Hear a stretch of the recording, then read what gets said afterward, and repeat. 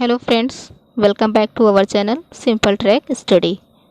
If you need any help regarding these topics, then you can contact us by our email ID, that is simpletrackstudy@gmail.com, or you can comment us. I will try to solve your doubts. So let's get started.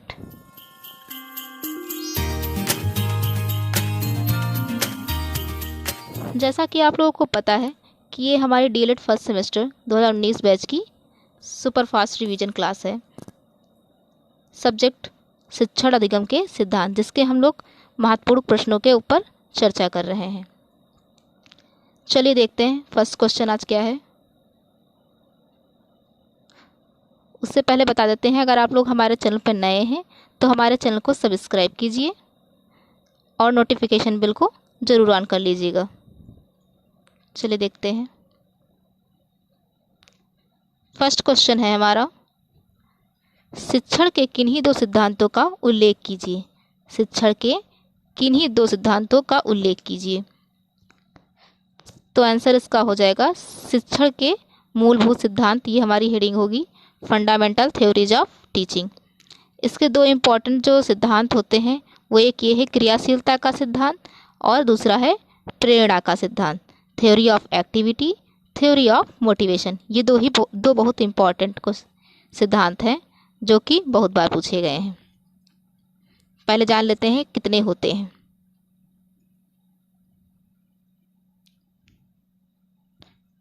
तो ये दो हो गए क्रियाशीलता का सिद्धांत और प्रेरणा का सिद्धांत। फिर तीसरा कौन सा है? रुचि का सिद्धांत, थ्योरी ऑफ इंटरेस्ट। फोर्थ कौन सा है? जीवन से संबंधित, theory of related with life. Fifth है निश्चित उद्देश्य का सिद्धांत, principle of definite AIIMS. Six है चयन का सिद्धांत, प्रिंसिपल ऑफ सिलेक्शन। सेवेंथ है नियोजन का सिद्धांत, थ्योरी ऑफ प्लानिंग। आगे देखते हैं। एर्थ है हमारा व्यक्तिक भिन्नता का सिद्धांत, principle of individual difference. Ninth है लोकतांत्रिक व्यवहार का सिद्धांत, principle of democratic dealing. Tenth है विभाजन का सिद्धांत, थ्योरी ऑफ डिवीजन। 11th है आवृत्ति का सिद्धांत, थ्योरी ऑफ रिवीजन। 12th कौन सा है? निर्माण और मनोरंजन का सिद्धांत, theory of construction and recreation. 13 है पाठ्य सामग्री के चयन का सिद्धांत, principle of selection of subject matter. 14 कौन सा है? मनोवैज्ञानिक का सिद्धांत, थ्योरी ऑफ साइकोलॉजी। चलिए थोड़ा सा इनके बारे में जान लेते हैं। दो तो बहुत ही इंपॉर्टेंट हैं, क्रियाशीलता का सिद्धांत और प्रेरणा का सिद्धांत। पहले देखते हैं क्रियाशीलता का सिद्धांत क्या होता है। थ्योरी ऑफ एक्टिविटी, ये क्या होता है? तो ये होता है, इसमें होता है बालक स्वभाव से ही क्रियाशील होता है, वह स्वयं कुछ ना कुछ करते रहना चाहता है। जो बालक होता है वो पहले से ही उसका स्वभाव ही क्रियाशील होता है, वो कार्य करता रहता है, निरंतर वो किसी न किसी कार्य में लगा रहता है। शिक्षक का कर्तव्य है कि वह बालक को जो भी ज्ञान प्रदान करे उसे क्रियाशीलता के आधार पर ही करे। इतिहास का शिक्षण प्रायः बालकों को नीरस लगता है। जो इतिहास का शिक्षण होता है वो बालकों को बहुत ही नीरस लगता है, वो उसमें इंटरेस्ट नहीं दिखाते हैं। परंतु यदि ऐतिहासिक घटनाएं नाटक के रूप में प्रस्तुत की जाएं तो बच्चों को क्रियाशीलता के अवसर मिलेंगे और पाठ भी रोचक हो जाएगा। एक मनोवैज्ञानिक थे फ्रॉबेल। फ्रॉबेल भी क्रिया द्वारा शिक्षा प्राप्त करने के पक्ष में थे। उनकी किंडरगार्टन प्रणाली में क्रियाशीलता को विशेष स्थान दिया गया था। मॉन्टेसरी, डाल्टन और बेसिक शिक्षा और आदि शिक्षण प्रणालियाँ क्रियाशीलता के आधार पर आधारित है। जो क्रियाशीलता का सिद्धांत है, इसमें बच्चों को अगर शिक्षा देनी है तो क्रिया करके ही बताएं, जिससे उन्हें अधिक से अधिक जानने को मिले। और वो इसमें इंटरेस्ट दिखाएं। नेक्स्ट देखते हैं प्रेरणा का सिद्धांत, थ्योरी ऑफ मोटिवेशन। ये भी इम्पॉर्टेंट है। प्रेरणा के द्वारा बच्चों में ज्ञान के प्रति रुचि उत्पन्न की जा सकती है। जब बच्चा ग्रहण करने में रुचि नहीं दिखाता है तब प्रेरणा द्वारा, मोटिवेशन द्वारा उसमें रुचि उत्पन्न की जाती है। जब बच्चे को मोटिवेट करेंगे तो वो जिस कार्य में उसकी रुचि नहीं होगी उसमें थोड़ा बहुत ध्यान देगा। बच्चे को प्रेरित करने के लिए उसकी जन्मजात रुचियों का सहारा लेना परम आवश्यक है। जो उसे पसंद है उसके बारे में ही उसको बताएं। रुचि उत्पन्न हो जाने पर उसके लिए ज्ञान ग्रहण करना अत्यंत सरल हो जाता है। बच्चों को उत्साहित करने के लिए जिज्ञासा का सहारा लेना भी आवश्यक है। बीडी भाटिया लिखते हैं, प्रेरणा बालक में रुचि उत्पन्न करती है और जब एक बार बालक किसी विषय में रुचि लेने लगता है तो वह उसे ध्यानपूर्वक पढ़ता है और वह उसमें ध्यानमग्न होकर कार्य भी करता है।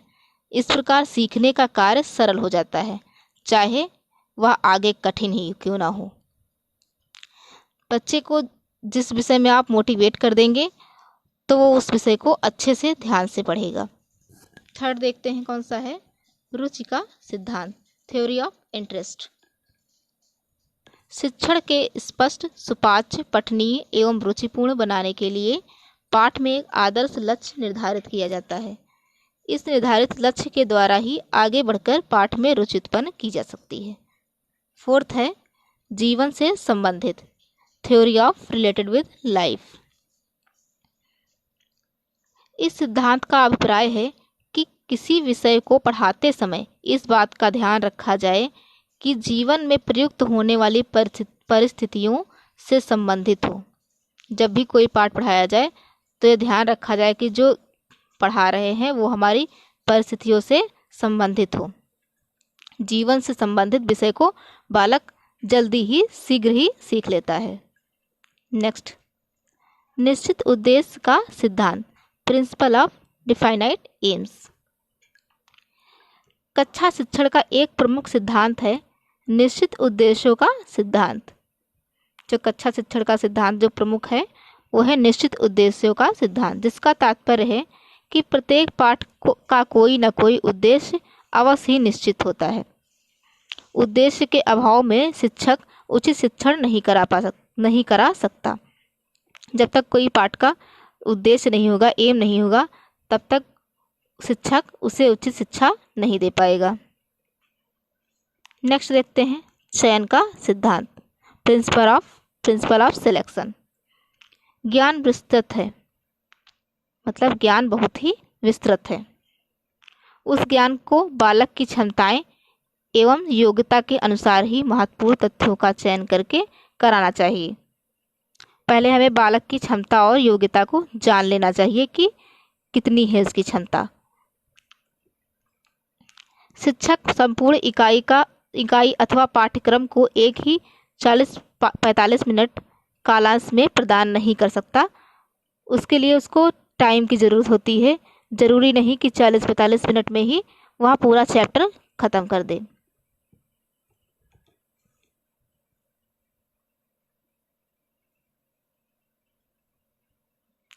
इसलिए वह उपयुक्त एवं महत्वपूर्ण बातों का चयन कर बताता है कि कब, कितना और कैसे पढ़ाना है। उसे कब, कितना और कैसे पढ़ाना है वह चयन करना आवश्यक हो जाता है। नेक्स्ट देखते हैं नियोजन का सिद्धांत, थ्योरी ऑफ प्लानिंग। ये भी इम्पोर्टेंट है। पाठ्य सामग्री चुनने के बाद शिक्षक को क्रमबद्ध तरीके से अन्य तत्वों का निर्माण करना चाहिए, जैसे पाठ योजना का निर्माण, सहायक सामग्री का प्रयोग, गृह कार्य, पुनरावृत्ति आदि। नेक्स्ट देखते हैं व्यक्तिक भिन्नता का सिद्धांत, प्रिंसिपल ऑफ इंडिविजुअल डिफरेंसेस। प्रत्येक बालक की आयु के अनुसार उसकी योग्यताएं, रुचियां, अभिवृत्तियां भिन्न भिन्न होती हैं। बालक की सबकी आयु अलग होती है और उनकी रुचियां और योग्यताएं भी अलग अलग ही होती हैं, सब में एक समान नहीं होती हैं। अतः शिक्षक को व्यक्तिगत विभिन्नताओं की जानकारी करके शिक्षण कार्य करना चाहिए, जिससे प्रत्येक स्तर पर छात्र लाभान्वित हो सके। नेक्स्ट है लोकतांत्रिक व्यवहार का सिद्धांत, प्रिंसिपल ऑफ डेमोक्रेटिक डीलिंग। शिक्षक को चाहिए कि कक्षा में स्वतंत्रता का वातावरण उत्पन्न करे, अर्थात प्रत्येक बालक को कक्षा के अंतर्गत यह स्वतंत्रता होनी चाहिए कि अपनी शंका का समाधान कर सके। जैसे ही इतनी स्वतंत्रता होनी चाहिए कि बालक टीचर से कुछ भी निसंकोच पूछ सके। पाठ का विकास करने में छात्रों का पर्याप्त सहयोग भी लेना चाहिए। नेक्स्ट है विभाजन का सिद्धांत, थ्योरी ऑफ डिवीजन। पाठ प्रस्तुत करने की सरलता एवं सुविधा की दृष्टि से पाठों की छोटी छोटी इकाइयों में विभक्त कर लेना चाहिए। अगर पाठ बहुत बड़ा है तो उसे छोटे छोटे पार्ट में डिवाइड कर लेना चाहिए। रायबर्न के अनुसार एक विभाजन दूसरे विभाजन तक पहुंचा देता है, जिसके फलस्वरूप कक्षा के लिए समझना सहज बन जाता है। एक विभाजन दूसरे विभाजन तक पहुंचा देता है, जिसके फलस्वरूप कक्षा के लिए समझना सहज बन जाता है। जब छोटे छोटे पार्ट कर लेंगे तो बच्चों को समझने में आसानी होगी। नेक्स्ट है आवृत्ति का सिद्धांत, थ्योरी ऑफ रिवीजन। पाठ्य सामग्री के प्रति छात्रों के मस्तिष्क में स्थायी विचार बनाने के लिए शिक्षक को पाठ पढ़ाने के पश्चात छात्रों को आवृत्ति का अवसर देना चाहिए। आवृत्ति यानी रिवीजन करने के लिए। जब भी आप कोई पाठ पढ़ाएं उसके बाद आपको रिवीजन एक बार जरूर करा देना चाहिए। स्थायी विचार ज्ञान प्राप्ति का स्रोत होते हैं। नेक्स्ट है निर्माण एवं मनोरंजन का सिद्धांत, theory of construction and recreation. छात्रों में रचनात्मक एवं सृजनात्मक शक्ति का विकास करने हेतु उनसे रचनात्मक एवं मनोरंजन पूर्ण क्रियाएं करानी चाहिए। खेल अथवा मनोरंजन में वे अपने पाठ को स्वतः ही सीख लेंगे। इसके लिए बच्चों को कहानियाँ सुनाई जाती हैं, खेल खिलवाए जाते हैं, जिससे बच्चे जल्दी ही अपने पाठ को सीख लेते हैं। नेक्स्ट देखते हैं पाठ्य सामग्री के चयन का सिद्धांत, पाठ्य सामग्री चुनते समय शिक्षक को यह ध्यान रखना चाहिए कि वह छात्रों के स्तर के अनुकूल हो, साथ ही उससे शिक्षा के उद्देश्यों की प्राप्ति हो सके। जब भी पाठ्य सामग्री चुने तो छात्रों के स्तर को जरूर ध्यान रखें। जहाँ तक संभव हो पाठ्य वस्तु में उपयोगी तत्वों का समावेश होना चाहिए। जो भी चुने उसमें उपयोगी वस्तुएं जरूर होनी चाहिए। नेक्स्ट देखते हैं मनोवैज्ञानिक का सिद्धांत, थ्योरी ऑफ साइकोलॉजी। शिक्षण में शिक्षकों को मनोवैज्ञानिक सिद्धांतों का प्रयोग करना चाहिए, जिससे कि छात्र वांछित दिशा में अपना कार्य कर सके। प्रत्येक बालक की रुचियों और बौद्धिक क्षमताओं को ध्यान में रखकर पाठ्यक्रम एवं पाठ योजना का क्रियान्वयन करना चाहिए। तो ये हो गए आपके शिक्षण के सिद्धांत।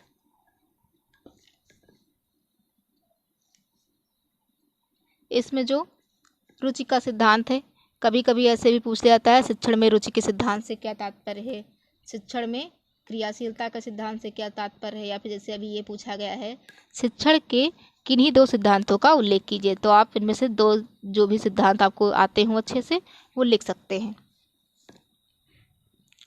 ये भी पूछा जाता है क्रियाशीलता के सिद्धांत में फ्रॉबेल के विचार लिखिए। फ्रॉबेल के विचार अभी बताया है हमने।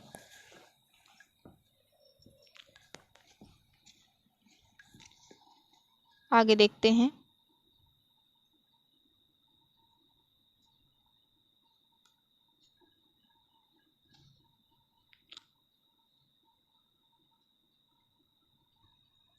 नेक्स्ट क्वेश्चन देखते हैं शिक्षण के सूत्र किसे कहते हैं। शिक्षण के सूत्र किसे कहते हैं फ्रॉबेल के अनुसार। इसका आंसर फ्रॉबेल के अनुसार देखते हैं। फ्रॉबेल ने क्या बताया है, शिक्षण का उद्देश्य है अधिक से अधिक पाना, ना कि अधिक से अधिक खोना। शिक्षण का उद्देश्य होता है कि जितना अधिक हो सके उसे पा लिया जाए, जो भी ज्ञान हो उसे पा लिया जाए, खोना इसका कोई अर्थ नहीं हुआ। शिक्षण सूत्र बच्चों को अधिक से अधिक ग्रहण करने योग्य बनाता है। जो शिक्षण के सूत्र होते हैं वो बच्चों को अधिक से अधिक ग्रहण करने योग्य बनाते हैं। नेक्स्ट देखते हैं टी रायमंड के अनुसार। टी रायमंड के अनुसार शिक्षण उन तरीकों को बताते हैं जिससे यह आशा की जाती है कि सिद्धांत प्रयोग में सहायक होंगे।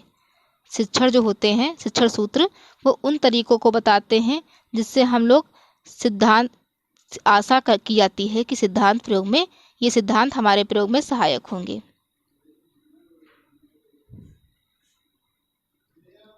आई होप आज का वीडियो आप लोगों को अच्छा लगा होगा। अगर अच्छा लगे तो हमारे वीडियो को लाइक कीजिएगा। Thank you. Keep watching, keep loving.